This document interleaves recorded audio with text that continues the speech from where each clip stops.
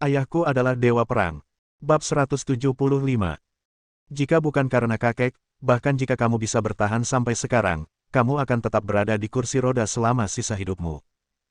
Kemudian, dia memberikan pandangan singkat lainnya, percayalah, abaikan Guo Yilong, dan jadilah orang yang bahagia mulai sekarang. Itu bagus, aku akan mencari seseorang untuk menghubungimu. Dengan mengatakan itu, orang itu menghilang dari pintu. Jian melihat ke pintu dengan bodoh dan bergumam pada dirinya sendiri, Guan Qianjun, bagaimana kamu menjadi seperti ini?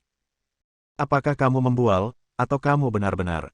Bisakah kamu benar-benar membantuku? Akan sangat bagus jika kamu bisa.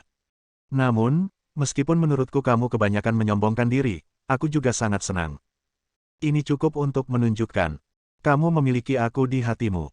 Apa yang kamu katakan? Katakan padaku lagi. Guo Yilong menunjuk pada kesederhanaan. Jian menoleh, menatapnya dengan dingin, tiba-tiba berbalik dan berlari keluar. Dia berlari sangat cepat dan menghilang di depan pintu. Guo Yilong ingin mengejarnya sambil mengumpat, tetapi dihentikan oleh Guo Tianhe. Yilong, jangan khawatir tentang gadis sialan yang begitu pelit itu sampai kamu tidak tahu apa yang terjadi. Lord God of War akan segera datang. Lebih penting untuk menyambutnya. Selama kita memeluk kaki Lord God of Wars, kita akan sukses. Kalau begitu, kita akan mendapatkan apapun yang kita inginkan. Apa? Gadis yang mati bukanlah apa-apa. Bahkan jika kamu ingin mengambil bintang wanita, itu tidak akan menjadi masalah. Guo Yilong mengangguk, ayah, apa yang kamu katakan masuk akal, tapi aku akan mengurusnya terlepas dari Guan Qianjun atau Jian. Dia juga mengatakan bahwa dia bisa memberikan 20 juta, tidak. Dia bisa memberikan 50 juta, tapi dia tidak menunjukkan apa-apa. Ini jelas untuk memikat Jian agar bersikap baik padanya. Jian, seorang gadis mati dengan payudara besar dan tidak punya otak. Aku tidak menyangka akan begitu mempercayainya. Sialan. Dia mengertakkan giginya. Wanita tua itu berkata dengan tenang, oke, jangan bicara lagi. Guan Qianjun, bocah bodoh ini, akan ditangani besok. Sekarang penting bagi kita untuk menyapa Dewa Perang. Jangan biarkan begitu banyak tamu terhormat melihat lelucon keluarga Guo kami yang luar biasa. Faktanya, para tamu semua duduk kembali. Mereka yang bisa datang ke jamuan makan semuanya adalah orang-orang pintar yang tahu betul apa yang boleh dilihat dan apa yang tidak boleh dilihat. Apa yang harus didengarkan dan apa yang tidak boleh didengarkan. Anggota keluarga Guo duduk satu demi satu, mengobrol dengan gembira, berbicara tentang bagaimana mereka akan mengembangkan rencana besar mereka setelah menerima bantuan dari Dewa Perang. Selama proses tersebut, orang-orang terus berdatangan untuk bersulang dan terus menyanjung saya. Waktu terus berlalu, dan hampir 1 jam sebelum waktu perjamuan yang dijadwalkan, namun Dewa Perang tidak pernah muncul. Hal ini tidak hanya membuat panik keluarga Guo, namun para tamu di sekitarnya juga banyak berbicara. Bagi mereka, keluarga Guo bukanlah apa-apa, yang terpenting adalah Dewa Perang. Mengapa ini terlambat 1 jam penuh? Apalagi kalau dilihat dari situasinya, akan tertunda. Guo Tianxiang didesak oleh wanita tua itu untuk bertanya, begitu dia mengeluarkan ponselnya, 3 pria kekar masuk dari luar. Disusun dalam bentuk segitiga, megah dan sangat khas. Hal yang paling penting adalah, mereka jelas mengenakan seragam tempur. Kemanapun dia pergi, semua orang memberi jalan. Orang-orang dari keluarga Guo bergegas, dipimpin oleh wanita tua itu, dan bertanya dengan ketakutan, 3 orang dewasa, apakah kamu? Apakah Dewa Perang akan datang? Ketiga pria besar itu mengabaikannya sama sekali dan berjalan sendirian. Di panggung, pemimpinnya mengangkat kepalanya, melihat sekeliling, dan berbicara dengan dingin. Tuan Dewa Perang sudah ada di sini, tetapi ketika dia melihat keributan di sini, dia tidak senang dan pergi lagi. Tuan Dewa Perang juga mengatakan bahwa meskipun dia tidak datang, dia akan mentraktir semua orang dengan makanan enak dan minuman enak. Adapun keluarga Guo, dia berhenti sejenak, memandang wanita tua dari keluarga Guo dan kedua putranya dengan dingin, dan apa yang dia katakan sedingin es. Lord God of War ingin aku menyampaikan pesan. Kalian, jaga dirimu baik-baik. Ketiga lelaki besar itu pergi. Aula yang awalnya berisik kini menjadi sunyi senyap. Wanita tua itu duduk di kursi, seluruh tubuhnya gemetar dan terlihat sangat ketakutan. Dia bergumam, apa yang terjadi? Mengapa Dewa Perang pergi? Guo Huan berkata dengan lembut, apakah dia melihat sesuatu, sehingga kita bisa menjaga diri kita sendiri?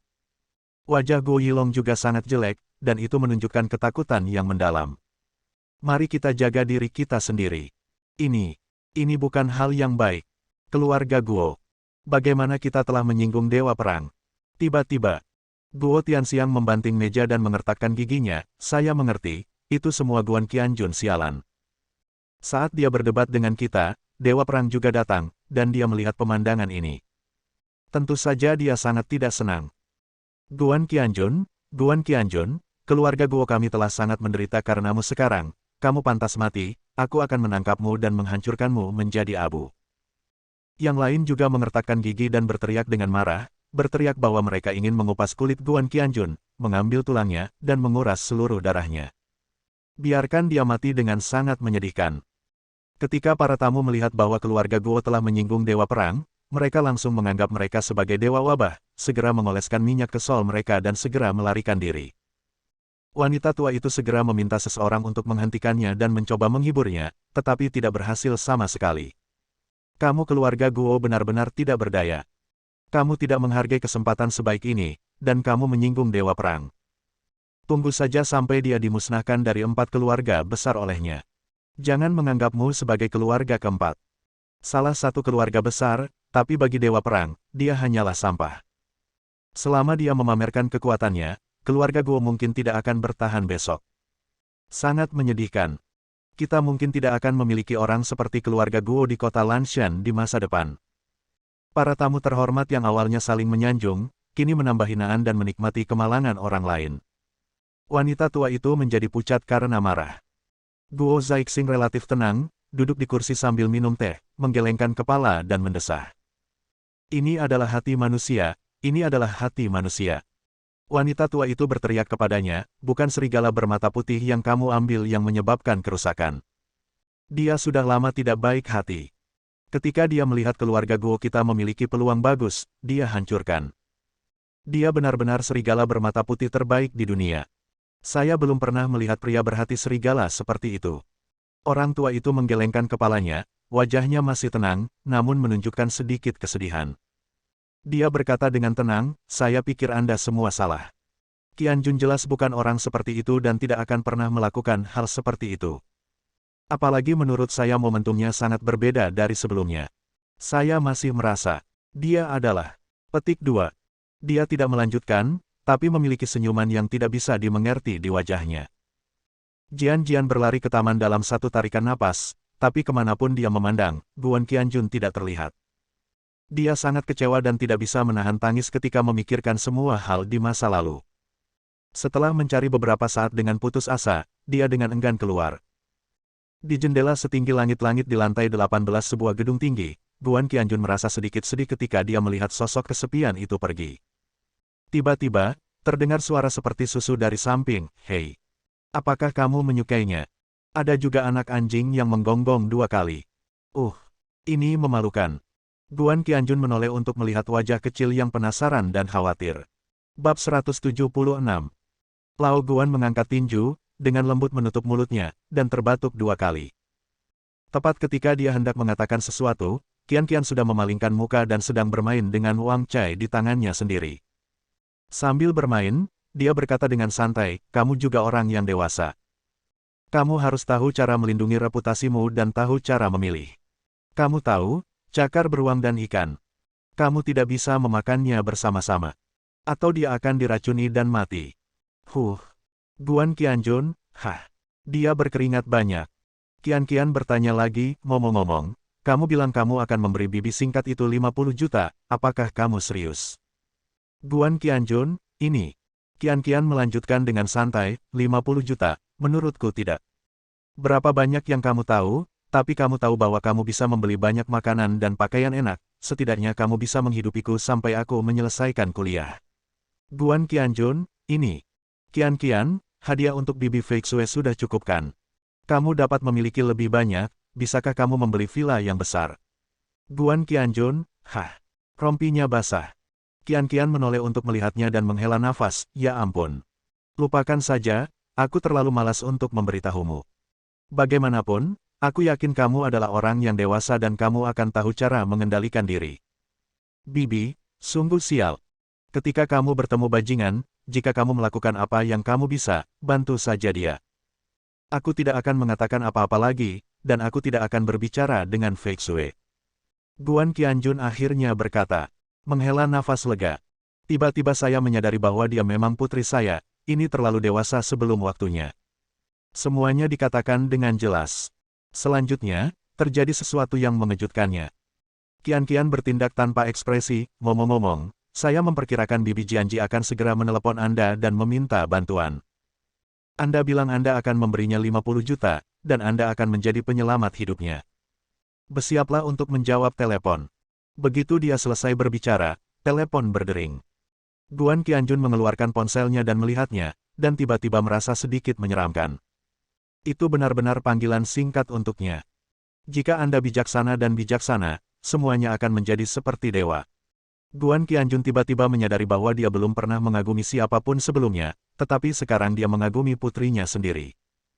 Seorang gadis kecil berambut kuning berusia 5 atau 6 tahun. Dia melihat ke arah Qian, dan tepat ketika dia hendak berbicara, bayi kecil yang lucu itu berkata, apakah kamu ingin memberitahuku? Biarkan aku bermain dulu, dan kamu pergi untuk menjawab telepon di tempat lain.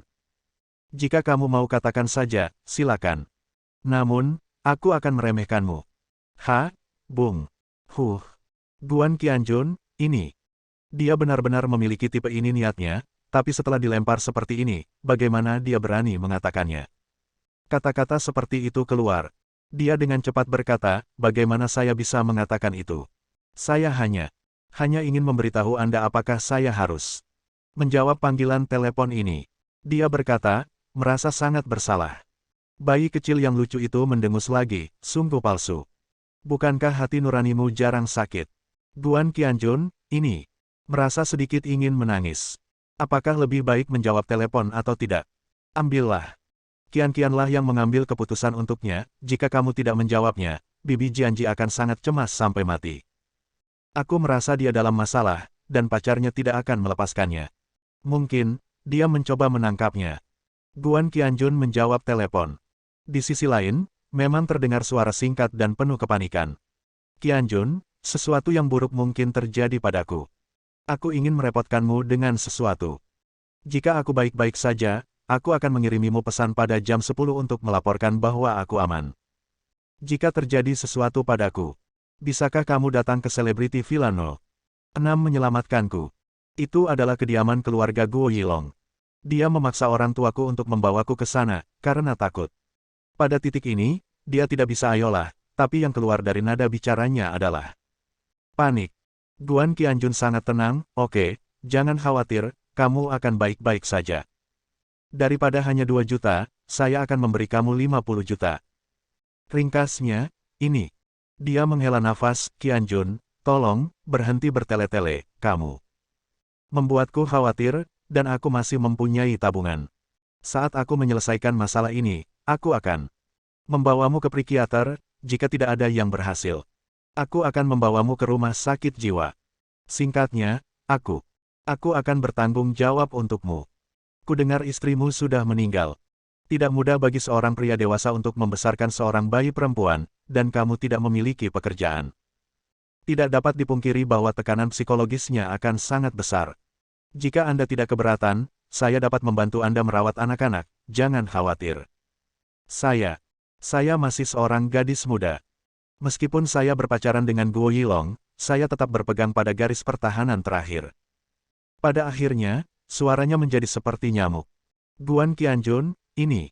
Apakah kamu ingin bermain seperti ini? Setelah menutup telepon, dia sudah merasa tidak enak. Beralih untuk melihat Qian. Sungguh. Qian mengangkat wajah polosnya dan bertanya dengan rasa ingin tahu, apa itu gadis bunga kuning? Jian memang dalam masalah. Dia tidak dapat menemukan Guan Qianjun dan sangat kecewa. Dia keluar dari hotel dengan putus asa. Awalnya saya ingin bersantai dan menenangkan pikiran saya yang kacau, tetapi kemudian saya menerima telepon keras dari ayah saya, Jian Zichang. Tanyakan padanya apakah dia telah menyinggung Yilong. Ibunya, Chang Fenge, juga berteriak-teriak di sampingnya, menanyakan kenapa dia begitu bodoh dan berani menyinggung pacarnya, jangan lupa dia sudah meminjam 2 juta. Jika Anda mengambil uangnya kembali, konsekuensinya akan menjadi bencana. Jian Zichang juga memarahi, sederhana, aku tidak memberitahumu, kamu sangat tidak mengerti. Ketika kamu masih di sekolah menengah, aku sudah bilang padamu untuk tidak terlalu dekat dengan bajingan Guan Qianjun itu. Nilainya tidak berguna. Dia bajingan, tidak peduli aspek apapun, dia tidak bisa dibandingkan dengan Yilong. Belakangan, saya pikir Anda telah menemukan jalan kembali, mengapa Anda masih bingung sekarang? Kamu benar-benar bermesraan dengan bajingan itu di depan Yilong. Sekarang, Yilong ingin seluruh keluarga kita pergi ke rumahnya dan berbicara dengan jelas. Kalau tidak, 2 juta itu tidak akan terselamatkan dan akan diambil kembali. Begitu diambil kembali, keluarga Jian kita akan segera runtuh. Chang Fenghe juga mengangguk, ya. Dan tahukah kamu, keluarga Guo telah disukai oleh dewa perang tingkat tinggi. Dewa perang, belum lagi dewa perang, bahkan raja perang pun sangat kuat. Keluarga Guo memiliki kekuatan yang besar. Dengan bantuan yang mengerikan ini, saya pasti akan menjadi kepala keluarga kota Lanshan di masa depan. Dan Anda adalah nona muda dari kepala keluarga. Jangan tidak berterima kasih dan datanglah kepada kami untuk segera menebus kesalahannya. Kedua orang tua itu bernyanyi dengan harmonis, jelas telah mendengar semua yang dikatakan Guo Yilong. Dan itu adalah jenis bahan bakar tambahan dan cuka. Jian tidak punya pilihan selain setuju untuk bertemu di kediaman selebriti. Kemudian dia menelepon Guan Qianjun dan pergi ke sana. Setelah bertemu dengan orang tuanya, dia dimarahi berulang kali, dimarahi hingga wajahnya terkulai dan menahan air mata. Memasuki rumah Guo Yilong, ayahnya Guo Tianhe dan ibunya Su Chunhua juga ada di sana, duduk di ruang tamu bersama putra mereka dengan dingin. Jian Zichang dan Chang Fenghe bergegas menemani wajah-wajah yang tersenyum itu. Saat mereka hendak berbicara, Guo Yilong bertanya dengan muram, Paman Chang, Bibi Feng, apakah kamu melihat warna hijau di kepalaku? Su Chunhua berteriak masuk sebuah suara bernada tinggi, oh. Saya selalu tidak setuju jika putra saya jatuh cinta dengan putri Anda. Jian adalah orang yang sangat centil, dan sekilas Anda akan tahu bahwa cepat atau lambat dia akan menjadi tidak bermoral. Sekarang aku belum menikah, aku bersiap untuk membiarkan putraku pergi ke padang rumput. Sialan. Bersambung.